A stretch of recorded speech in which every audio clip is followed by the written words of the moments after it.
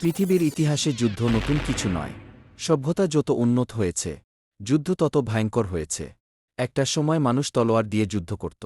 আজ একটি বোতাম চাপলেই একটি শহর নিশ্চিহ্ন হয়ে যেতে পারে।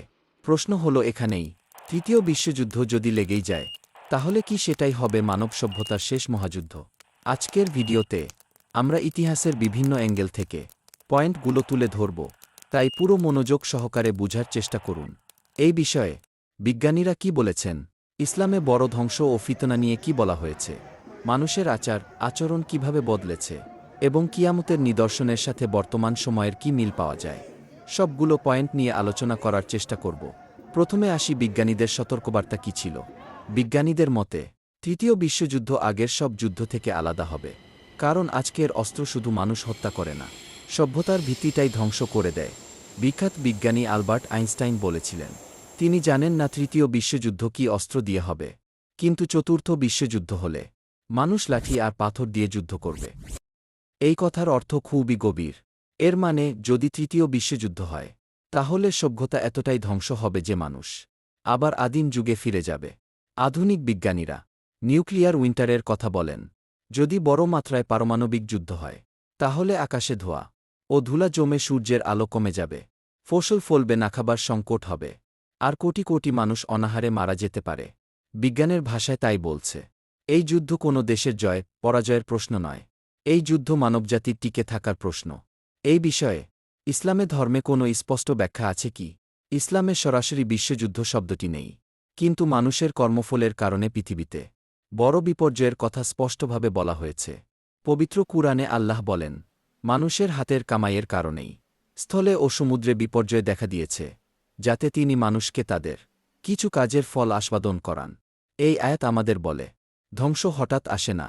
মানুষ যখন সীমা ছাড়িয়ে যায়, লোভ, জুলুম আর অহংকারে ডুবে যায়, তখনই বিপর্যয় আসে।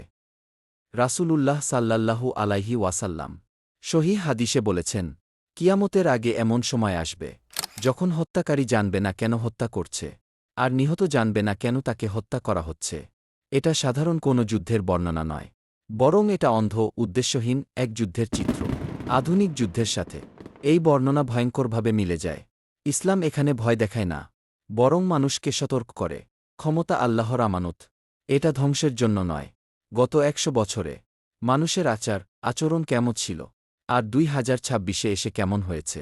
১০০ বছর আগে মানুষের জীবন ছিল ধীরোক্তির, পরিবার ছিল সমাজের কেন্দ্র, ধর্ম, নৈতিকতা ও সামাজিক বন্ধন ছিল শক্ত। যুদ্ধ হলেও তার পরিধি সীমিত ছিল, অস্ত্রের ক্ষমতাও সীমিত ছিল। আজ পৃথিবী প্রযুক্তিতে উন্নত, কিন্তু মানবিকতায় দুর্বল।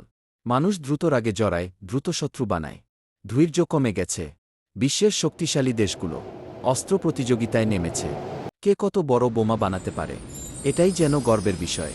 কুরআনে বলা হয়েছে, কিছু মানুষ ক্ষমতা পেয়ে পৃথিবীতে বিপর্যয় সৃষ্টি করে, ফসল ও জীবন ধ্বংস করে দেয়। আজকের বিশ্ব রাজনীতিতে এই আয়াত বাস্তবে রূপ নিয়েছে। তাহলে কি কিয়ামতের নিদর্শনের সাথে মিল পাওয়া যায়? ইসলামে কিয়ামতের নিদর্শন ধাপে ধাপে আসবে বলে বলা হয়েছে। এর মধ্যে কিছু নিদর্শনের সাথে বর্তমান সময়ের মিল পাওয়া যায়। রাসূলুল্লাহ সাল্লাল্লাহু আলাইহি ওয়াসাল্লাম বলেছেন, কিয়ামতের আগে হত্যাকাণ্ড বেড়ে যাবে, এবং আমরা এখন দেখতে পাই, একটি সিদ্ধান্তে হাজার হাজার মানুষ মারা যায়, একটি যুদ্ধেই শিশু, নারী, অপরাধ মানুষ ধ্বংস হয়। আরও বলা হয়েছে, ফিতনা ছড়িয়ে পড়বে, সত্য ও মিথ্যা গুলিয়ে যাবে। আজ তথ্যযুদ্ধ, মিথ্যা সংবাদ, প্রোপাগান্ডা মানুষের চিন্তা নিয়ন্ত্রণ করছে। তবে মনে রাখতে হবে, এগুলো নিদর্শন, কিয়ামত নয়। সময় ও চূড়ান্ত সিদ্ধান্ত শুধু মহান আল্লাহ জানেন। তাহলে কি তৃতীয় বিশ্বযুদ্ধই শেষ মহাযুদ্ধ? ইসলাম বা বিজ্ঞান কেউই নিশ্চিত করে বলেনি তৃতীয় বিশ্বযুদ্ধই শেষ যুদ্ধ। বিজ্ঞান বলছে, এই যুদ্ধ হলে সভ্যতা টিকবে কিনা তা অনিশ্চিত। ইসলাম বলছে, মানুষ যদি নিজেকে না বদলায়, জুলুম ও সীমা লঙ্ঘন থেকে ফিরে না আসে, তাহলে ধ্বংস অবশ্যম্ভাবী। তৃতীয় বিশ্বযুদ্ধই শেষ মহাযুদ্ধ কিনা, প্রশ্নটা সেখানে নয়, প্রশ্নটা হল, আমরা কোন পথে হাঁটছি? তৃতীয় বিশ্বযুদ্ধ ভবিষ্যতের কোনো ভবিষ্যদ্বাণী নয়, এটা মানুষের সিদ্ধান্তের ফল হতে পারে। শেষ কথা একটাই, ভবিষ্যতের কথা একমাত্র মহান আল্লাহই সবচেয়ে ভালো জানেন। ভিডিওটি যদি ভালো লাগে লাইক করুন, আর এই বিষয়ে আপনার মতামত কি, কমেন্টে লিখুন। দেখা হচ্ছে পরবর্তী ভিডিওতে।